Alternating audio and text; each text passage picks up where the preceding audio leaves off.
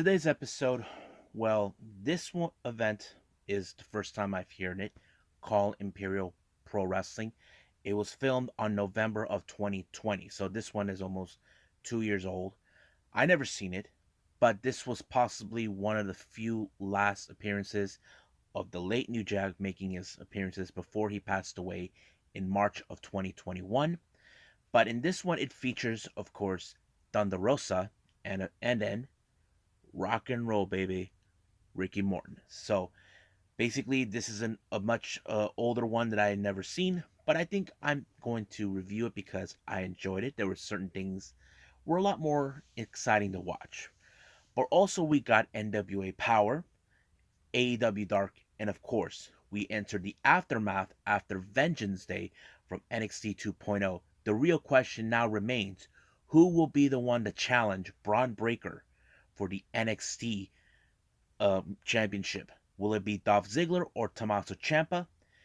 And of course, we got LA Knight possibly facing off against Grayson Waller and many other things. So, let's get started with another episode of the Lead It Wrestle Zone.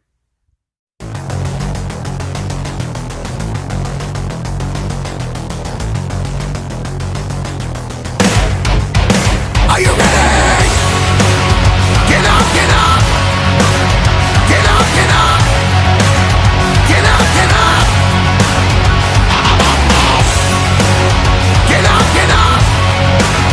Get up, get up! Get up, get up!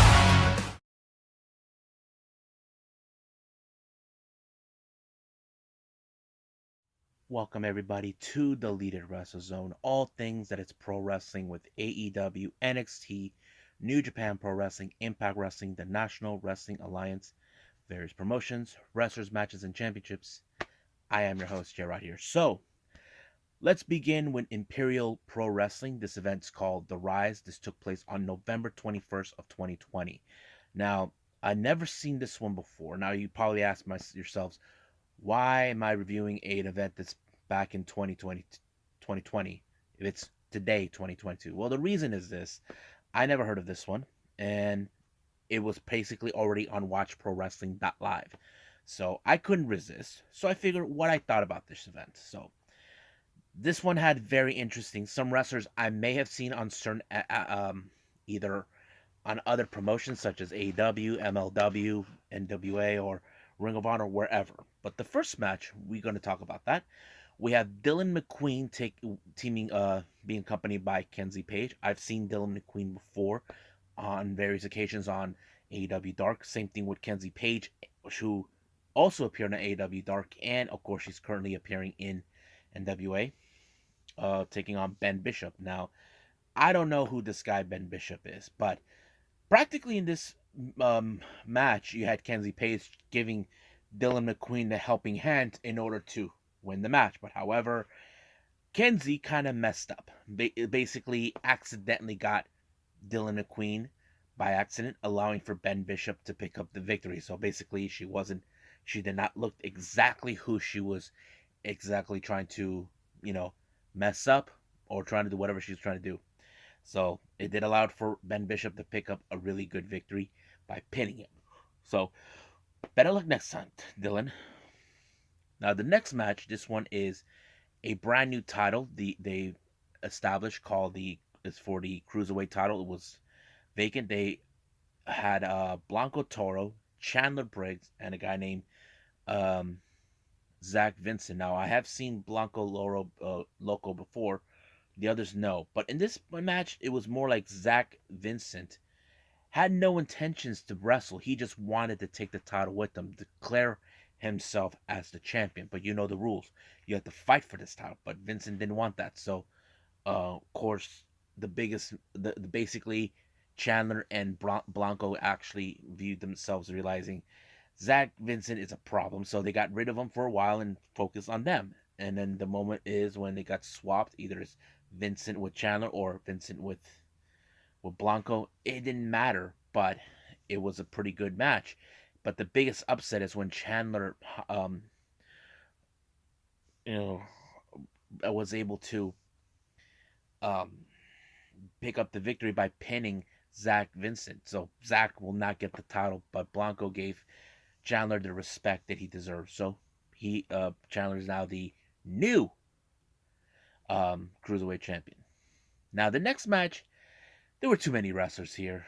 It was a scramble match. Like I think there was like 20 wrestlers, and I don't know. It was kind of weird that they had too many a scramble match. Normally, if I was thinking about scramble match, I would have either considered like maybe 5 or 6.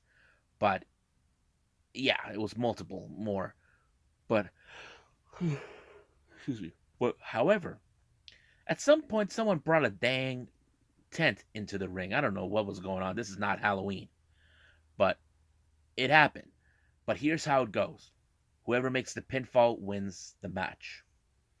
And apparently, this match ended up with Blackest Jack. So I don't know who this guy is.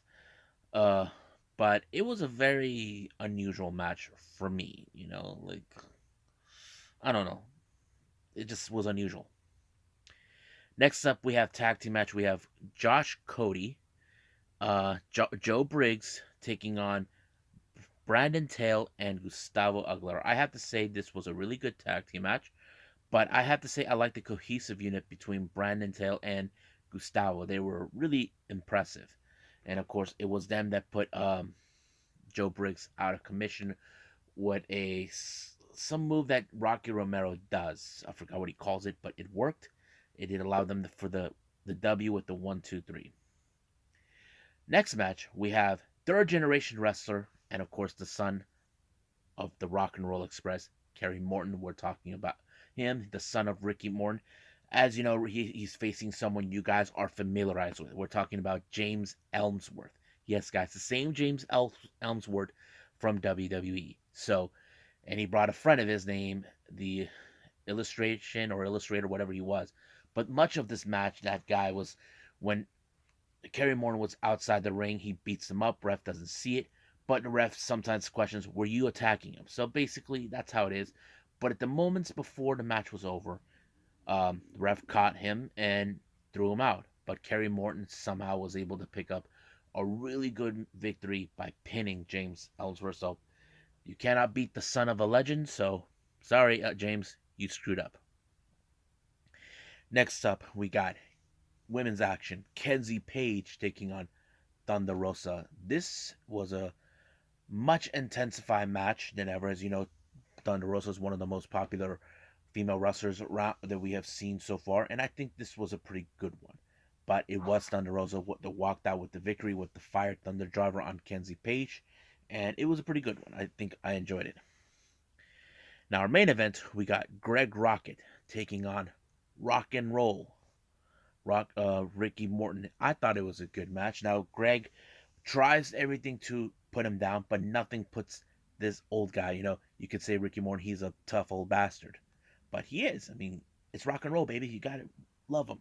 So he picked up a surprising victory against Greg Rocket.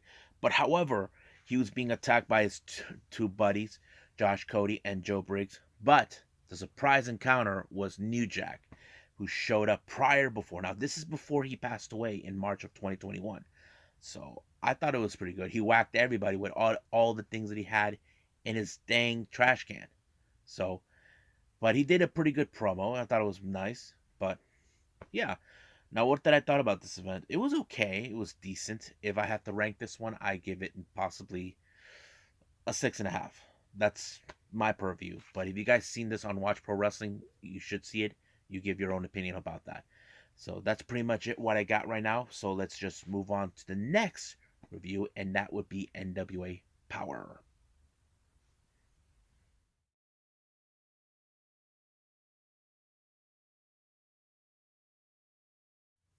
Okie dokie. So we got NWA Powerrr, and just to put on a note here, they actually added the event that took place earlier this month, which is Powerrr Trip. Um, if you guys noticed the setting, that's what it was. So basically, I've been noticing it. That we may see when Matt Cardona actually wins the title, but we'll get to that in a while. But it opened up with Joe Galley, one of the commentator, along with Jack Stane being in there. So it was announced that Jack Stane will be part of the opening match. So he ended up facing a guy named Eric Jackson, but you can guess right from there that he won the match just like that. But however, as you know, we're back into the Crockett Cup. The real question does remain. Will Jack Stane have a tag team partner? As you know, he and Anthony Mayweather, formerly known as Crimson, are not seeing eye to eye. But it appears that he may have a partner in mind. It's still unclear who. I mean, I thought he was going to be still pursuing for the NWA World Championship. That's the thing that kind of got me thinking, but I don't know. We'll see where it's going to lead us. Next up, we got Chelsea Green versus Kenzie Page. Chelsea and now is embracing her heelish side a little bit.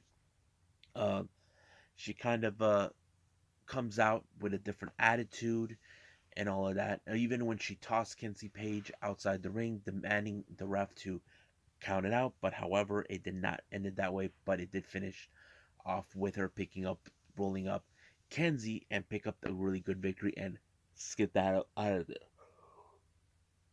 So that kind of sets it into its tone.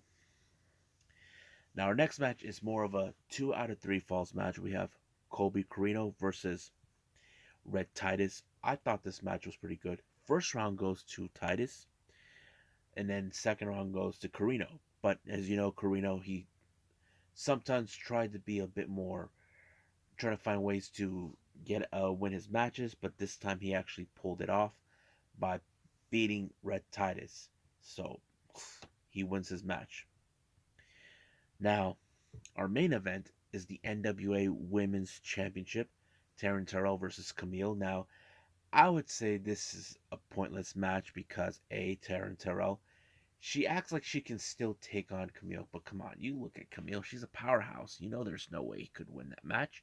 But I think it tells Taryn Terrell really wants to take this seriously, despite that she tells everybody, bye. But this time, she's the one who's getting bye by Camille, allowing herself to retain the title. But the obvious question many fans are asking, are we going to see Natalia Markova versus Camille? I would definitely gladly like to see that because Markova, ever since she first arrived, she had an attitude problem. But that's another conversation for another time. But right now, I believe it's time to move on with uh, AEW Dark.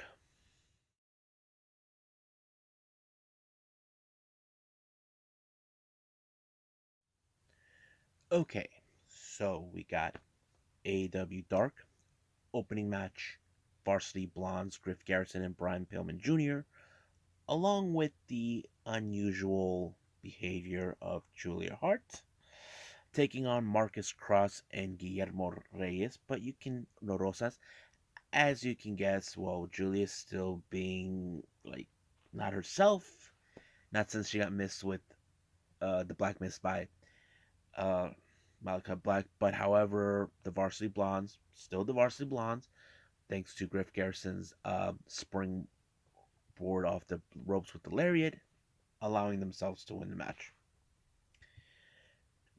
Next up is the full force of the Wingmen, consisting of Peter Avalon, JD Drake, Ryan Minute, and Caesar Bononi, taking on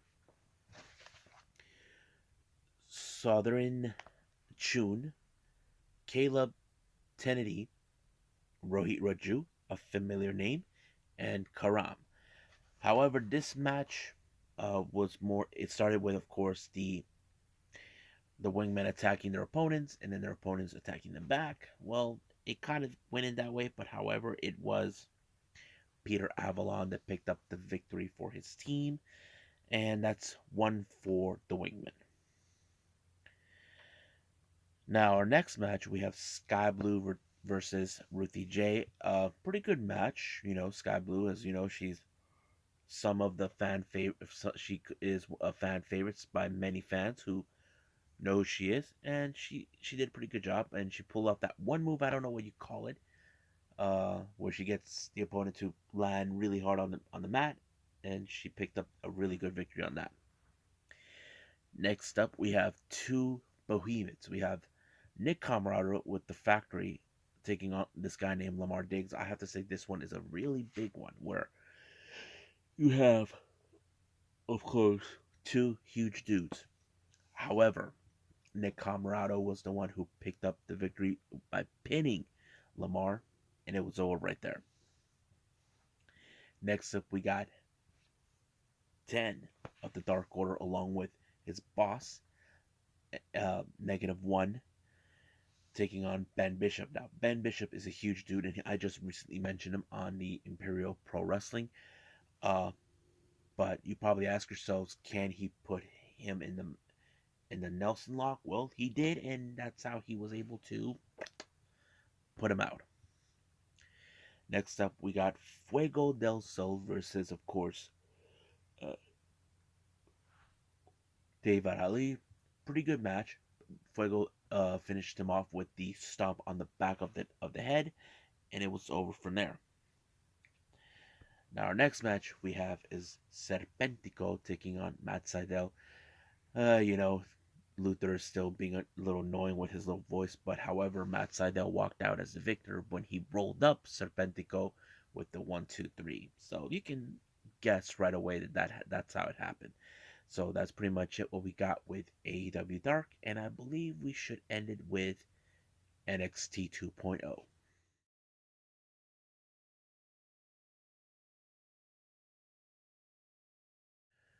Okay, NXT 2.0, as you know, they're coming out of their fallout from Vengeance Day last week.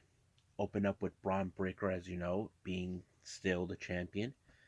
But of course, he was interrupted by the one man who invaded NXT, who once held the NXT title. I'm talking about Dolph Ziggler. As you know, Dolph Ziggler thought he had Braun Breaker right where he wanted him to ensure he loses the title. But however, it did not go exactly to plan. So it looks more likely we're going to see maybe those two face off. So that's pretty much what I can tell. Now, our opening match, this is a bit of a revenge grudge match between Grayson Waller and LA Knight. As you know, this dates back right after when Grayson Waller did the despicable attack on Gargano. However, the match was going great until Sanga decided to get himself involved, allowing for Waller to win. But however, Knight got his retaliation, knowing that this is not enough. He can still beat the crap out of him if he wanted to. However, looks like we're going to, this thing is not even over. So there will be another match between these two. It's just only a matter of when will that happen. But most likely I can see it could happen in Stand and Deliver. Now, as you know, we're getting closer, and we are now in the start of the women's Dusty Rhodes Tag Team Classic. Um, as you know, Dakota Kai, she went to look for Wendy Chu and try to see if they can pair up. As you know, Wendy Chu asked her nicely.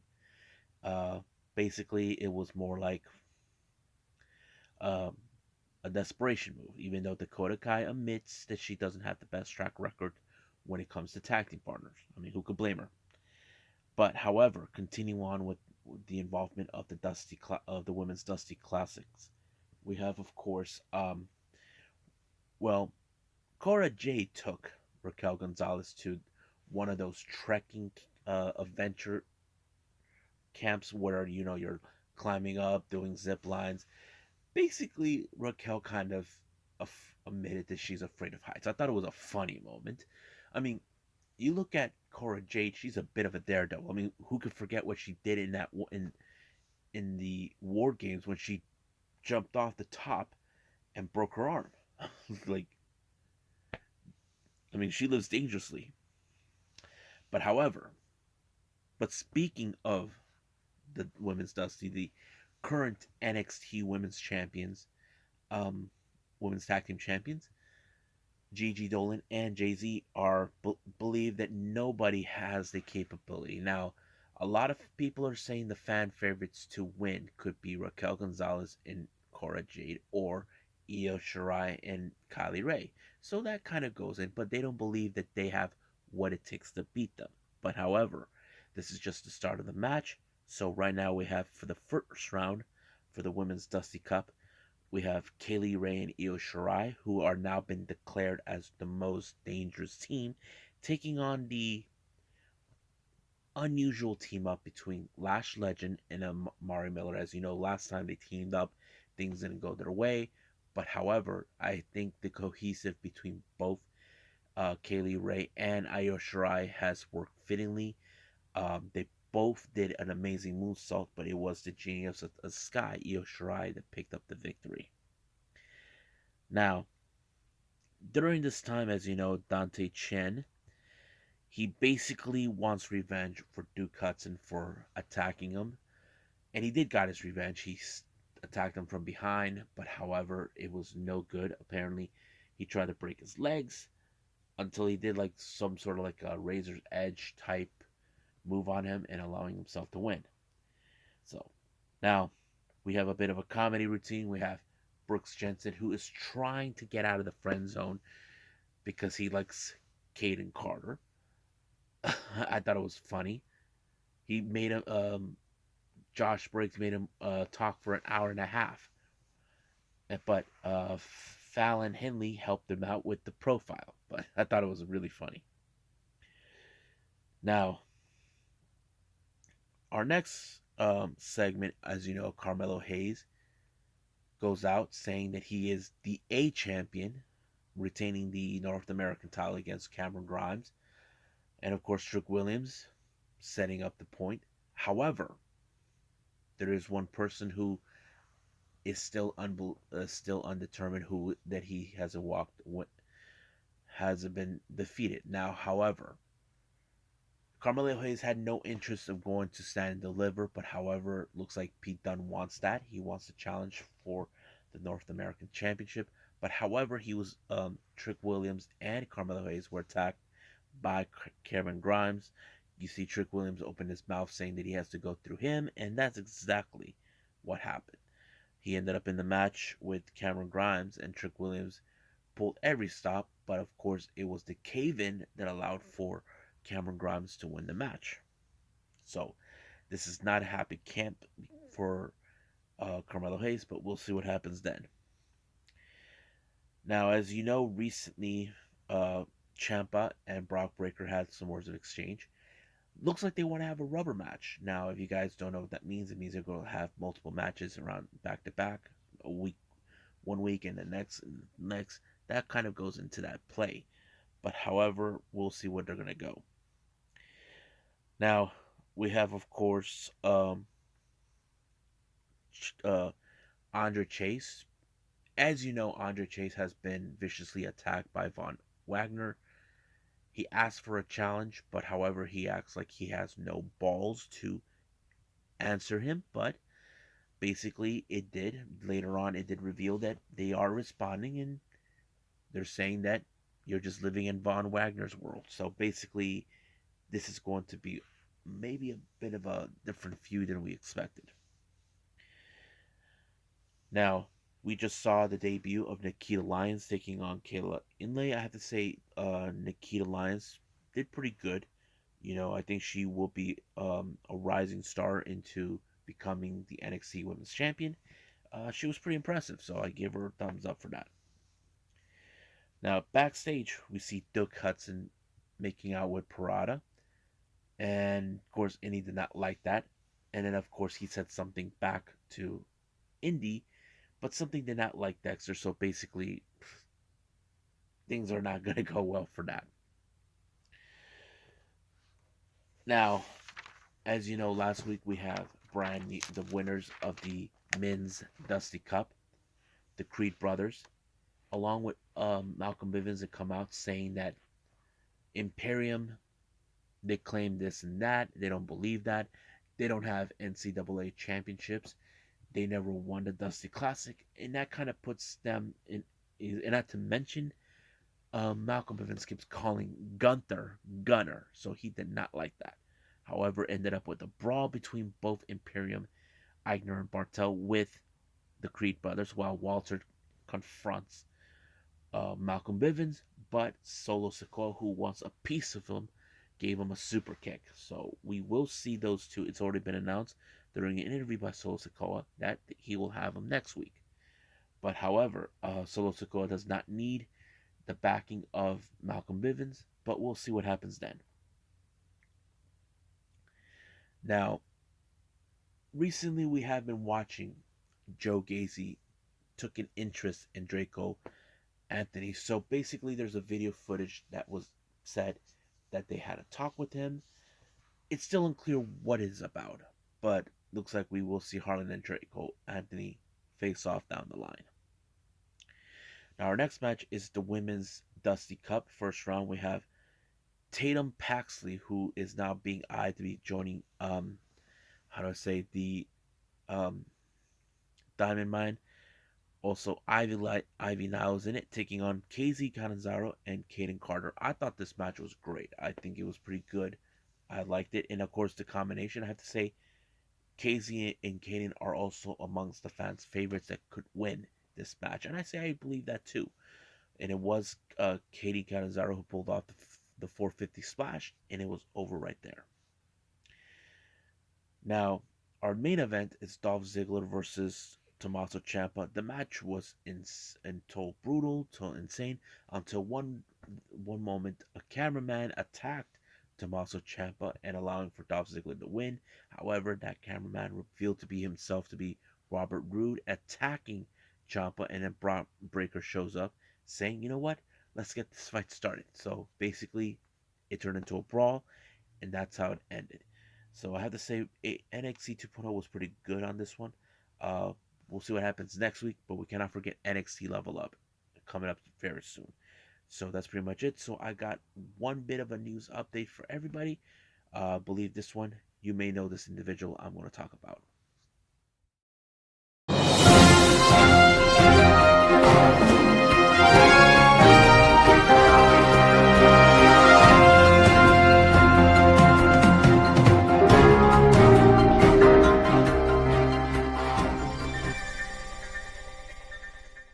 Okay, so I only got one bit of a news update. It's been a while since I spread one. If you guys remember back in NXT, we had Hideki Suzuki. If you guys don't know who he is a Japanese wrestler. He was part of Diamond Mine as a trainer, but we never seen him wrestle. Now, it was revealed last year, if you guys remember, during the waves of cuts happening in WWE. Hideki Suzuki was recently been released. Now, however, for some fans, you're probably saying, does this mean that he go to Japan? Well, apparently, it seems like that's the plan now, since he's no longer working with the company. He sent out a video package to Pro Wrestling Noah for their recent event in Japanese time for the N1 Innovation event, that he is going to be the mystery tag team partner for um, Takashi Sugiura. So it's most likely he's Japanese bound, but I'm assuming that he is trying to get everything in order. As you know, by the time he gets there, he's going to have to be in 2 weeks quarantine. We've seen that already with Mishruga, Lulu, um, what's her name? Um, oh yeah, and Hikaru Shida. But I'm looking forward to see him involved. So I think that's pretty much it what we got for the news updates. So I believe it's time for me to call it a day. Well, I hope everybody enjoys this episode. So coming up, I will be releasing a 2 review episode, which is going to be short. It will feature Choco Pro 203. As you know, they're trying to do something before the weekend. And then, of course, we got the latest seedling event, Shinkiba Night, which I'm excited to see. And after that, we do have another one that will be taking place. That one will not be uploading the following day. It will feature, I believe, some past events from Tokyo Pro Wrestling, and of course, Stardom for the Tokyo Super Wars, which that one really was pretty good to watch, from my understanding. And of course, we cannot forget AEW Dynamite. So I believe that's pretty much it what we got. So I'll see you guys in the next DWZ time. Same DWZ channel. I must bid all of you adieu. So goodbye. And have a nice day. Bang.